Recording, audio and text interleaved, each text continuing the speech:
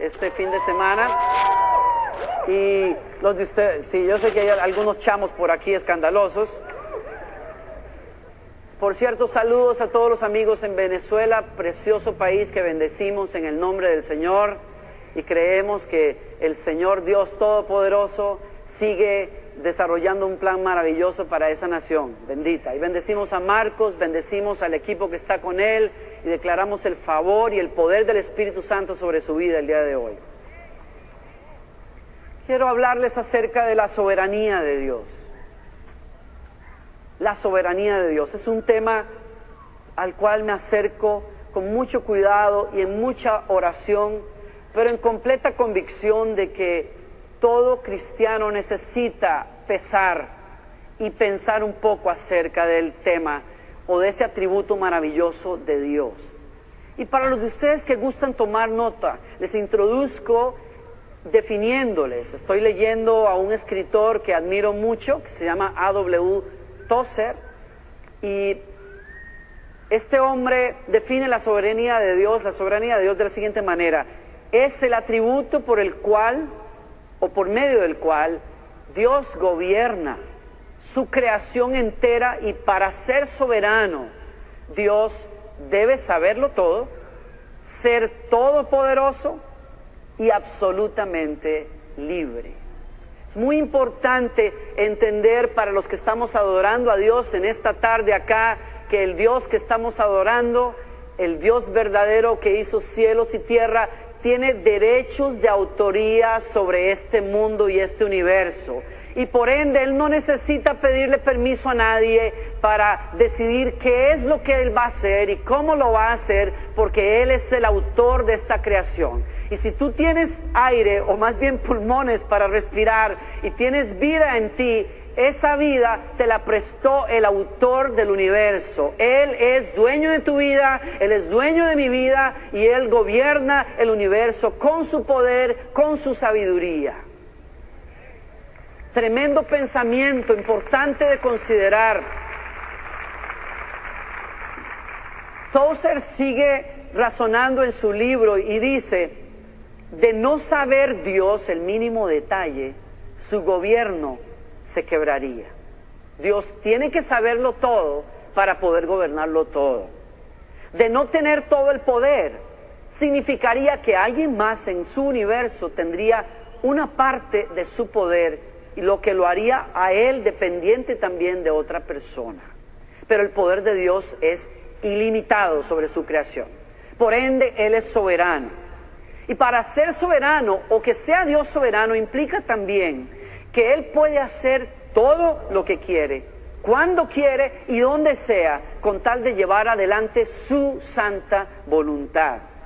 Y su poder de decisión no está sujeto a agentes externos a Él.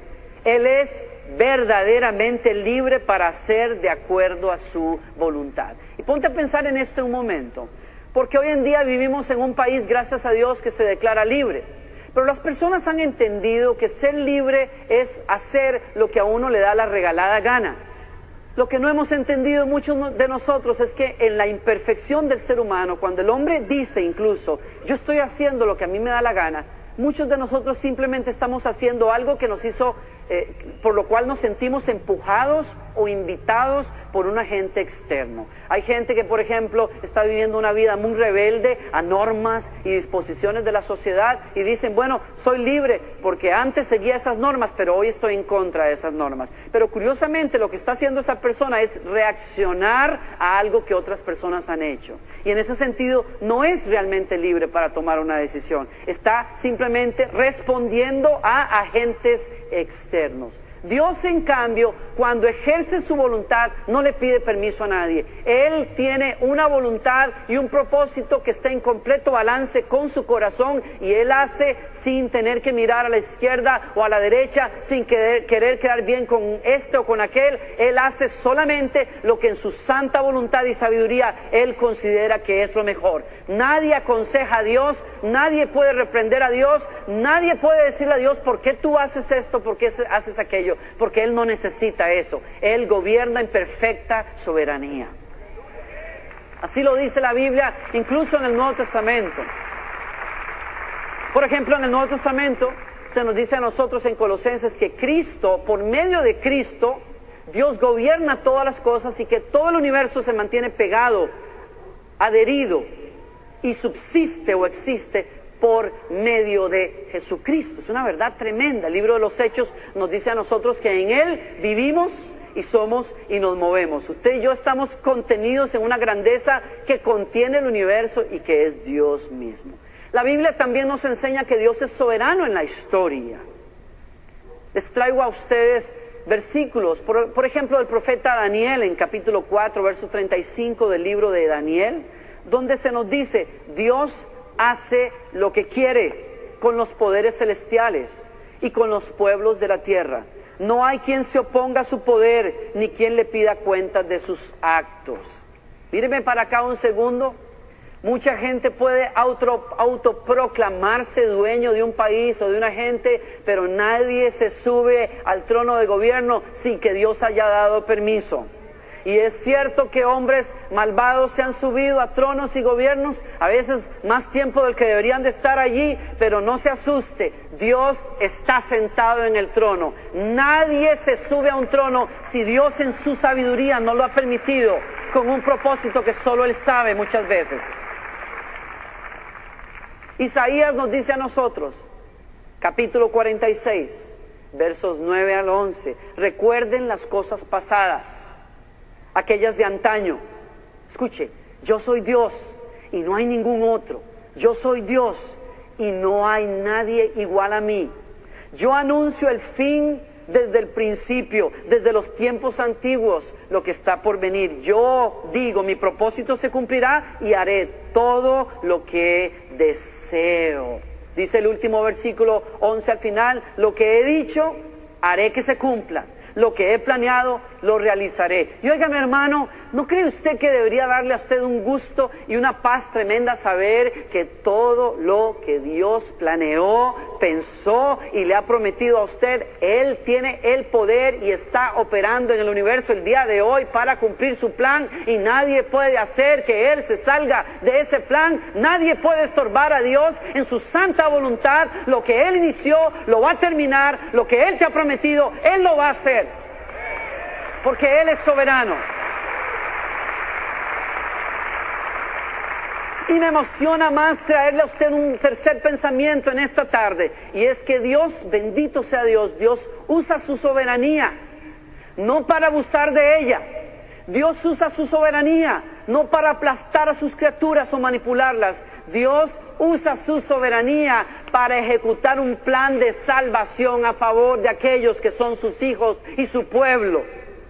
Y eso debería darte paz en esta tarde. Y lo digo y lo menciono para que Dios pueda traerle paz a tu vida el día de hoy. Dios tiene un plan salvador, maravilloso. Y para echar adelante ese plan, Dios muchas veces ha escogido al más insignificante, al más pequeño. A veces los medios más insospechados para el hombre los escoge Dios. Por ejemplo, la Biblia nos enseña a nosotros que para llevar adelante un plan de salvación, Dios escogió al pueblo de Israel. Y en el libro de Deuteronomio, capítulo 7, Dios le dice a Israel, ¿no te escogió Dios para que fueras su pueblo, porque fueras el pueblo más grande y más sabio de la tierra? Con perdón de mis amigos israelitas, el Señor les dice, el Señor se encariñó contigo y por eso te eligió, aunque no eras el pueblo más numeroso y eras el pueblo más insignificante de todos. Pero en su forma misteriosa de actuar, la Biblia enseña que Dios escoge a Israel, escoge a Jacob, el más torpe quizás, escoge a David, a quien su papá lo dejó cuidando las ovejas cuando vino el profeta a cenar con él. Dios escoge lo que parece no servirle a los demás, lo que los demás dejan por fuera, para llevar adelante un plan de salvación.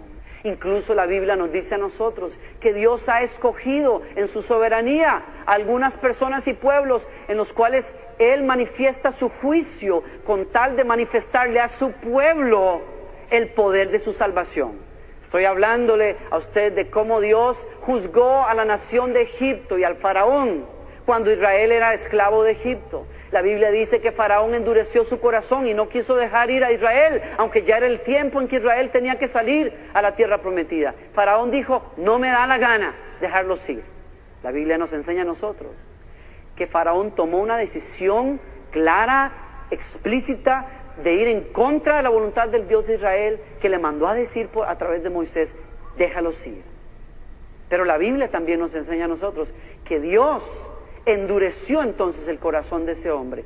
Y entre más duro fue el corazón de ese hombre, que endureció su corazón y que Dios terminó afirmando ese endurecimiento, cuando pasó eso, la gloria de Dios fue vista cuando Dios juzgó con plagas tremendas a Egipto y liberó a su pueblo Israel para que fuera a adorarle a Él. Cuando Pablo discute en el Nuevo Testamento este extraño tema de cómo Dios endurece el corazón de un rey y luego lo juzga, y dice Pablo, pero ¿cómo fue que esto pasó? ¿Fue que se endureció el corazón de Faraón o fue que Dios lo endureció? Aquel que estudia la Biblia llega a la conclusión de que no podemos explicar totalmente qué fue lo que pasó allí. Lo cierto es que Dios permitió eso para manifestar su gloria y su poder salvador a favor de su pueblo. Y Pablo dice, la soberanía de Dios es tan misteriosa y tan tremenda que tenemos que llegar tarde o temprano a decir, ¿quiénes somos nosotros que somos el barro para decirle al Creador, al alfarero, cómo haces o por qué haces? Puesto que Él tiene el derecho de hacer como en su sabiduría Él lo determina. ¿Están aquí todavía ustedes?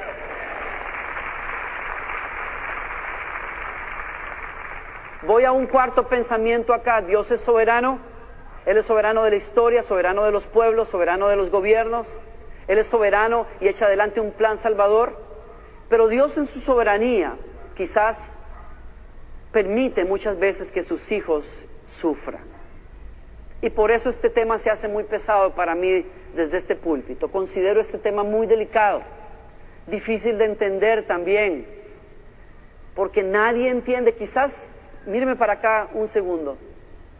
Cuando las personas tienden a perder su fe en Dios, cuando las personas tienden a dudar de que Dios exista realmente, es precisamente cuando se topan con esa soberanía de Dios, que inexplicablemente permite el sufrimiento, y particularmente el sufrimiento de sus hijos. El caso más tremendo que hay en la Biblia, o uno de los más tremendos, es Job. Job es un hombre que dice la Biblia que es intachable, que adora a Dios todos los días y busca a Dios, pero el primer libro que se escribe de la Biblia, así se entiende el día de hoy, no fue Génesis, fue el libro de Job. El primer libro de la Biblia nos dice a nosotros que hubo una conversación en la cual Satanás pide permiso para tocar a la familia de Job y las posesiones de Job, y lo hace. Y Job, en poco tiempo, después de ser uno de los hombres más ricos de la tierra, pierde todo. Un huracán acaba con su casa, sus hijos mueren, sus posesiones se pierden, y de la noche a la mañana Job, el hombre más sabio, el hombre más rico en la antigüedad, un hombre fiel a Dios, está sufriendo lo indecible. Y la pregunta, o el signo de pregunta, se hace enorme sobre la cabeza de todos nosotros. ¿Por qué Dios permitió tal sufrimiento? Y como si eso fuera poco, finalmente Job no solamente lo pierde todo, sino que Job sufre en su propio cuerpo una enfermedad tan terrible que lo hace sentarse en ceniza desnudo, porque la picazón era tan terrible que no había alivio para Job. Si usted nunca ha leído ese libro, léalo. Es una obra de arte, por cierto. Me acerco a ese libro temblando. Tengo tantas preguntas cuando leo esa historia, porque veo a un hombre santo sufriendo sin poder explicar por qué. Ahora Job tiene 3 amigos que se acercan y le dicen, y comienzan unos grandes discursos. Hay aproximadamente 9 discursos, 10 discursos si no me equivoco, que estos hombres le traen a Job tratando de consolar a Job. Ahora, lo curioso de la historia es que su manera de consolarlo es dando discursos teológicos acerca de Dios y finalizando esos discursos diciéndole a Job, algo malo tú tuviste que haber hecho para que esto te pasara. No quiero juzgar a estos tremendos sabios de Oriente, pero la verdad es que en esencia eso es lo que sus discursos dicen. Yo no puedo, amigos y hermanos que están acá, yo no puedo evitar pensar en algunos cristianos por ahí que tratan de acercarse al dolor de otros con soluciones rápidas y fáciles. Yo espero que usted nunca se haya topado con amigos así, como los de Job. Pero nunca falta uno que otro de pronto que cuando alguien enferma, que cuando alguien pierde el trabajo y luego se enferma y luego viene otra situación difícil en su casa, vienen a tu casa, tocan la puerta, quiero orar por ti, y de pronto salen con, vamos a ver qué será lo que anda mal por aquí. ¿Qué pecado sería el que cometiste que te están pasando todas estas cosas? Míreme para acá un segundo, dígame si no es cierto que cuando hay calamidades y cuando hay tragedias pasando, lo primero que la gente piensa es, ¿qué fue lo que hicimos mal? ¿No es cierto que muchas personas levantan la voz al cielo y dicen, Señor, ¿en qué te fallamos para que nos mandes esto? Esa es la mentalidad del hombre, que siempre busca culpar a Dios cuando no tiene respuestas para las vicisitudes de la vida. Es fuerte la historia de Job. Sin embargo, la Biblia nos dice a nosotros que Job permanecía recio, firme en una convicción. Uno de los pasajes más fuertes del libro de Job nos dice a nosotros que Job dice, si Dios me diera una audiencia, Job capítulo 23, verso 6, ¿disputaría él conmigo con todo su poder? Claro que no, ni me acusaría. Ante él cualquier hombre recto podría presentar su caso y yo sería absuelto para siempre delante de mi juez. Otro versículo adelante, verso 10, él en cambio conoce mis caminos y si me pusiera a prueba sabría que yo soy puro como el oro. Y otro versículo más que les tengo, verso 13, pero Él es soberano, Él puede hacer como quiera, ¿quién puede hacerlo desistir? Lo que Él quiera hacer lo hace, hará conmigo lo que ha determinado, todo lo que tiene pensado lo realizará. Míreme para acá un segundo. Job está diciéndole a todas las generaciones que lo que está pasando aquí no tiene explicación para él porque él es un hombre bueno. Y lo que comienza a decir, entrando en un terreno peligroso, es, si yo soy bueno e inocente delante de él, alguien más es culpable y ese no soy yo. Y mire lo que se atreve a decir Job después.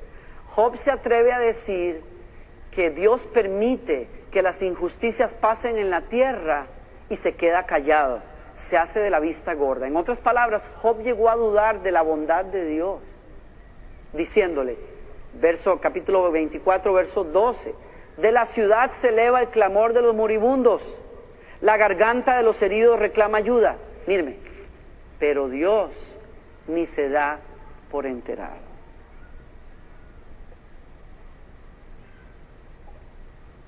Yo no sé si yo pudiera o deba decir esto desde un púlpito, pero lo voy a decir. Si yo estuviera en las sandalias de Job, probablemente diría lo mismo. Diría, si mi sufrimiento no tiene explicación, con razón en el mundo pasan tantas injusticias y no hay explicación para ellas, excepto que Dios debe ser culpable de ellas. Si en la ciudad hay moribundos que claman y nadie hace nada, Dios tiene la culpa. Y dígame si no es cierto. Yo he conversado con personas en algún avión por ahí, y cuando yo les digo quizás de mi fe, lo primero que me dicen es, tú me vas a hablar del amor de Dios, entonces ¿por qué hay hambre en el mundo? ¿Y por qué hay niños que mueren? ¿Y por qué hay esto? ¿Y por qué hay lo otro? Yo he tenido que decirle a un hombre, por cierto, que permitió la conversación, y le dije, siempre es más fácil echarle la culpa a Dios y dudar de la bondad de Dios cuando las cosas malas pasan, que quedarnos callados en sabiduría porque no tenemos la respuesta para todo. O que asumir y de hecho aceptar que si hay hambre en el mundo, especialmente los que vivimos en este país, tenemos que decir honestamente, hay hambre en el mundo porque muchos de nosotros queremos acumular más de lo que necesitamos. Y si eso les suena fuerte a ustedes, no me voy a disculpar. Hay suficientes recursos en el mundo para llenar la necesidad que hay en el mundo, pero no queremos trabajar en eso.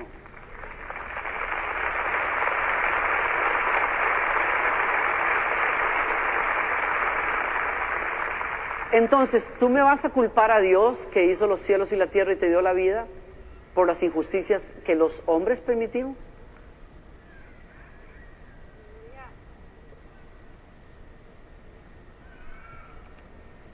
Yo no pretendo contestar esas preguntas. De hecho, el final del libro de Job es un final tremendo. Job termina callando su boca, especialmente cuando Dios lo confronta y le dice: ¿vas acaso tú a invalidar mi justicia? ¿Me harás quedar mal para tú verte bien? Job capítulo 40, verso 8. ¿Me está escuchando? ¿Me harás quedar mal para que tú quedes bien? ¿Tienes acaso tú un brazo como el mío? ¿Puedes tú tronar la voz como yo la hago tronar? Y Job termina diciendo: Señor, capítulo 42, verso 3. Luego que Dios viene a conversar con Job, Job dice: reconozco que he hablado de cosas que no alcanzo a comprender, cosas demasiado maravillosas que me son desconocidas. Míreme, cuando usted trata de interpretar a Dios a la luz de las circunstancias de la vida, usted y yo vamos a entrar en problemas. Porque la Biblia es clara en relatarnos a nosotros que Dios es bueno y no hay injusticia ni maldad en su corazón. Pero que va a haber momentos en que Él va a permitir situaciones en tu vida, sufrimiento y pérdida. Y para esas situaciones y pérdidas no hay explicación. Y el consejo que Job nos daría el día de hoy puesto de pie aquí es mejor guardar silencio cuando tú no puedes interpretar la vida ni encontrar respuestas fáciles.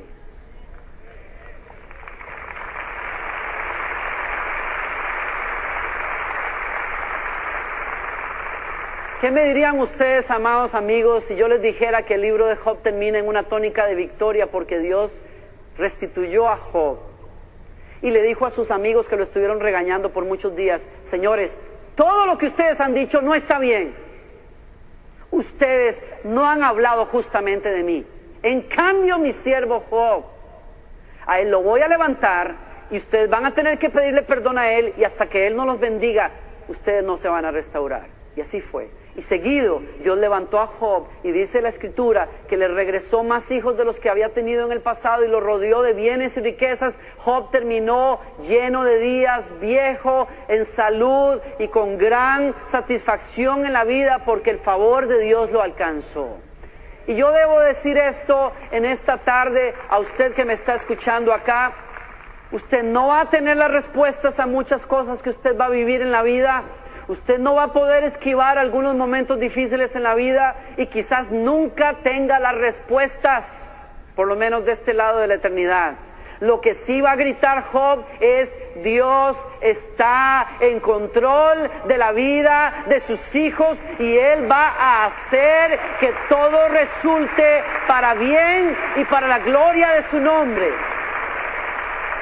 Si yo tuviera la oportunidad de entrevistar a José aquí, José nos gritaría a nosotros: fui vendido como esclavo a los 17 años, engañaron a mi padre, a quien yo amaba de todo corazón, me vendieron como esclavo en Egipto, me acusaron de haber abusado de una mujer que ni siquiera toqué, me mandaron a la cárcel, pero a pesar de que la vida y el mundo se empeñó en hacerme daño e injusticia, bendito sea Dios, algo pasó conmigo en algún momento de la vida. Yo decidí: voy a creer en la bondad de Dios, voy a creer en la soberanía de Dios, voy a creer que Él tiene un plan, voy a creer que Él tiene un propósito.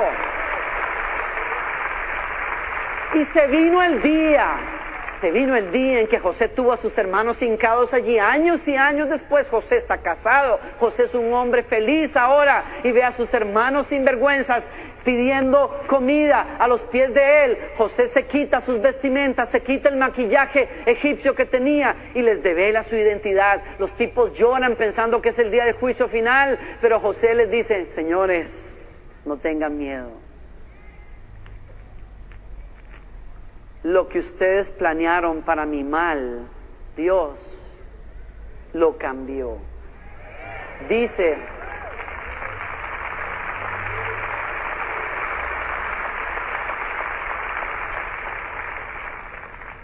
Escúchenme, qué palabras. Yo tiemblo cuando leo de hombres de fe así. Génesis 45:5. Fue Dios, mire, escuche, fue Dios quien me mandó delante de ustedes para salvar vidas.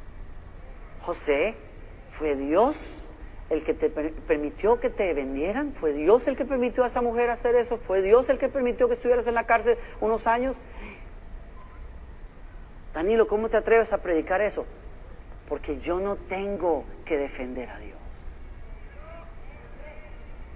Dios brilla por su bondad y por su misericordia y por su sabiduría.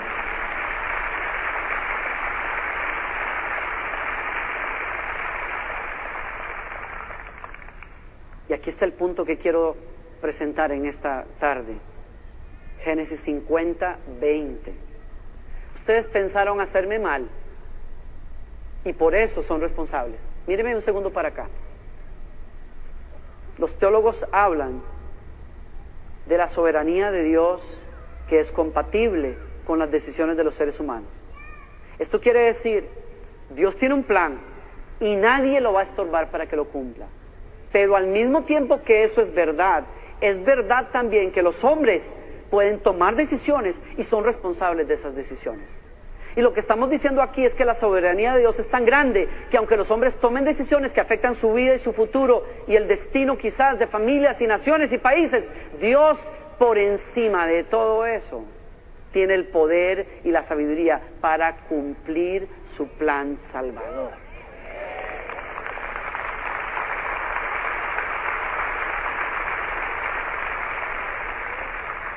¿Qué me diría usted si yo le dijera el día de hoy que el Dios soberano tuvo a bien hacer sufrir a su propio hijo? Lo dice el libro de Isaías, capítulo 51. Dios quiso hacer sufrir a su propio hijo. ¿Qué me dirían ustedes si les leyera un versículo hablando de la soberanía de Dios y el plan salvador de Dios? Un versículo, por ejemplo, como el libro de los Hechos, capítulo 4, verso 27, termino acá. Porque en verdad, escuchen, en esta ciudad se unieron tanto Herodes como Poncio Pilato, juntamente con los gentiles y el pueblo de Israel, contra tu santo siervo Jesús, a quien tú ungiste. Míreme para acá. ¿Quiénes decidieron hacer eso? Herodes, Pilato, los judíos o israelitas y gentiles. ¿Alguien los obligó a hacerlo? No. ¿Eran responsables de matar a Jesús? Son responsables. Pero también la Biblia dice algo que es misterioso para nosotros. Jesús no era una víctima. Jesús no estaba en el lugar equivocado, en el momento equivocado, para que le pasara el accidente de la cruz. Termina diciendo el versículo, para hacer cuanto tu mano y tu propósito habían predestinado que sucediese. ¿Cómo se comerá este arroz? No tengo la menor idea. Decimos en Costa Rica. ¿Cómo se empatarán esas dos cosas? El servidor que usted tiene aquí no tiene la respuesta. Lo que sí puedo decirle es, mi Dios victorioso, soberano y salvador, Él tiene la victoria y Él te va a conducir en su victoria.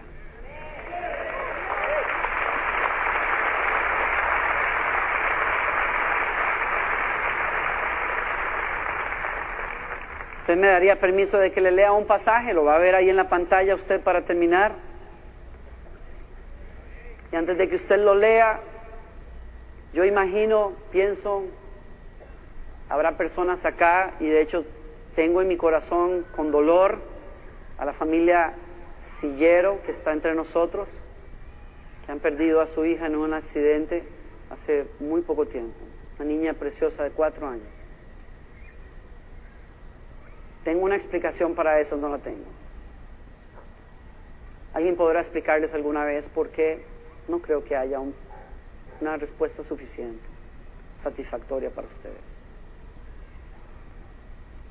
Hay gente que ha pasado por divorcios dolorosos aquí.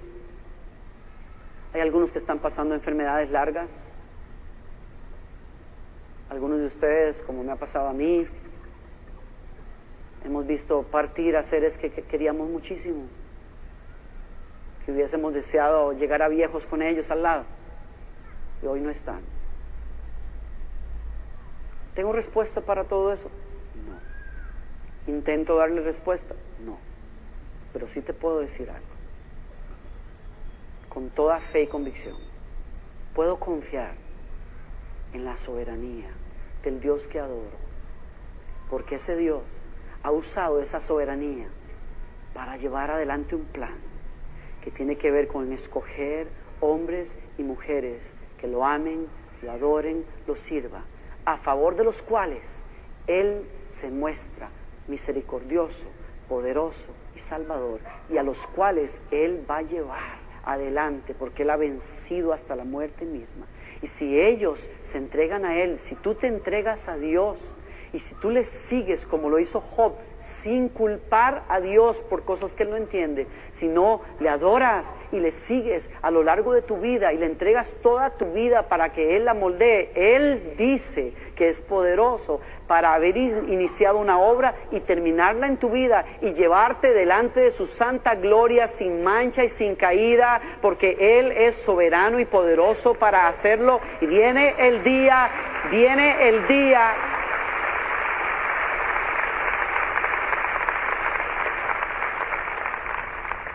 en que puedes encontrar consolación por esas cosas que pasan y esperanza, porque vas a ver que Dios vuelca lo que otros o la vida hicieron para tu mal, para tu propio bien y para la gloria de su nombre, que a fin de cuentas para eso tú vives.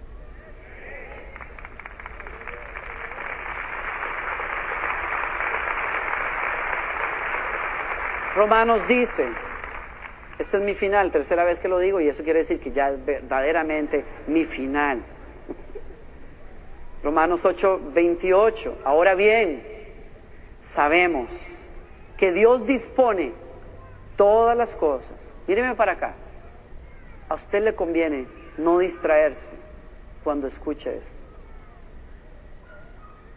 Dios dispone todas las cosas para el bien de quienes lo aman. Porque a los que Dios conoció de antemano, también los predestinó, escuche, a ser transformados según la imagen de su Hijo, para que Él sea el primogénito entre muchos hermanos. Y a los que predestinó, también los llamó, y a los que llamó, también los justificó, los perdonó de sus pecados, y a los que justificó, también glorificó. Está diciendo que Dios ve hijos e hijas desde el pasado en un proceso que se completa al punto de poder decir Él, a esos también los glorifiqué. El Dios que ve el pasado desde el futuro terminado y llama las cosas que no son como si fuera, te está diciendo que Él ya amarró tu salvación. Él ya amarró que tus procesos en la vida terminaran en éxito. Aunque no tengas todas las respuestas, Él te va a llevar a manifestar su gloria. ¿Qué diremos delante de esto? Si Dios es por nosotros, ¿quién podrá contra nosotros? Verso 35, ¿quién nos apartará del amor de Cristo? ¿Tribulación o angustia, persecución, hambre, indigencia, peligro o violencia? Sin embargo, en todo esto somos más que vencedores por medio de aquel que nos amó. Por eso, dice Pablo, estoy convencido de que ni la muerte, ni la vida, ni ángeles, ni principados, ni potestades, ni lo presente, ni lo porvenir, ni lo alto, ni lo profundo, ni ninguna otra cosa creada nos podrá separar del amor soberano de Dios en Cristo Jesús, Señor nuestro. Póngase de pie, por favor. Póngase de pie, incline su rostro. No se mueva de su lugar, se lo ruego. Y acompáñeme en esta palabra de oración. Padre nuestro, sea tu nombre bendito. Dios, hacedor de los cielos y de la tierra, Padre de toda bondad y justicia y misericordia.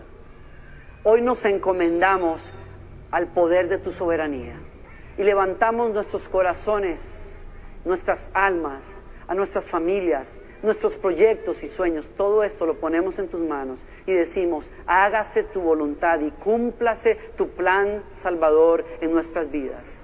A los de nosotros, Señor, que hoy preguntamos por qué esta situación, por qué este sufrimiento, por qué esta enfermedad, por qué atravieso esto o lo otro. Hoy, Señor, venimos a refugiarnos bajo tus alas de misericordia y te pedimos, Señor, ten misericordia. Levanta, Señor, al que está dolido, consuela el corazón de aquel que está afligido, levanta al que no tiene ya fuerzas, sostén a aquel, Señor, que está perdiendo la fe. Levanta su corazón para que él pueda, Señor, encontrar refugio en el pecho del Dios Salvador que nos sustenta, nos guarda y nos lleva a su gloria, y nos ha prometido terminar la obra en victoria. Hoy confieso, levanta la voz conmigo, díselo: Señor, yo creo con todo mi corazón en la soberanía de tu amor sobre mi vida. Confío en que tú eres capaz y poderoso de hacer que todas las cosas sean dispuestas de tal manera que traigan bien para mi vida y gloria a tu nombre. Y hoy descanso en esa verdad. La razón por la cual Dios ejecutó ese plan salvador es para que le recibas y vengas a ser parte de su plan y de su reino. Si tú eres una persona que dice esta tarde: Danilo, yo necesito aceptar a Jesucristo y la soberanía de Él sobre mi vida, levanta la mano derecha lo más rápido que pueda. Yo quiero orar por usted. Si usted dice: Danilo, yo necesito volverme de mis caminos, de mis pecados y dedicar mi vida para la gloria de Dios. Yo quiero que Él comience una obra en mi vida hoy. Levante su mano donde usted esté. Miren los sugieres donde hay manos levantadas. Quiero pedirles que hagan esta oración conmigo en voz alta antes de irnos. Padre Celestial, me entrego a ti y me arrepiento de todos mis pecados. Y te digo, Señor, entra a mi corazón. Que Jesucristo sea, a partir de hoy, mi Salvador, mi dueño y mi Señor. Gracias por recibirme y por escucharme en Cristo Jesús. Amén. Les pido, antes de que se muevan, si usted ha hecho esa oración por la primera vez, le pido que recoja sus cosas y nos acompañe unos 5 minutos aquí a un lado. Hay una persona aquí que nos va a guiar a una pequeña reunión. Yo quiero hablar con ustedes unos minutos, orar por ustedes. Si usted está comenzando una nueva vida el día de hoy en Jesucristo, le pido que se salga de su silla lo más rápido que pueda, venga aquí adelante y nos acompañe por unos minutos. Queremos regalarles algo, hablar con ustedes. A los demás de ustedes, denles un buen aplauso, así es.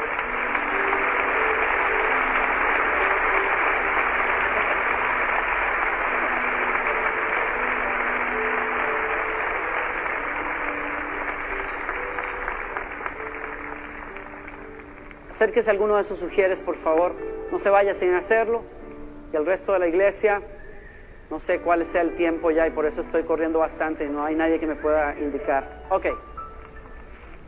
Levanta sus manos, le bendecimos en el nombre del Señor. Padre, yo bendigo a cada uno de los que están aquí el día de hoy, hijos del propósito de Dios, hijos de la soberanía bondadosa y misericordiosa tuya. Es en esa bondad que les bendigo.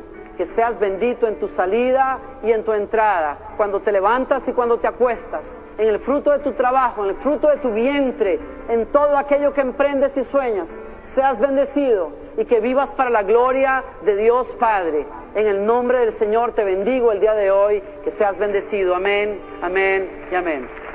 Dios bendiga, cuídense mucho, nos vemos.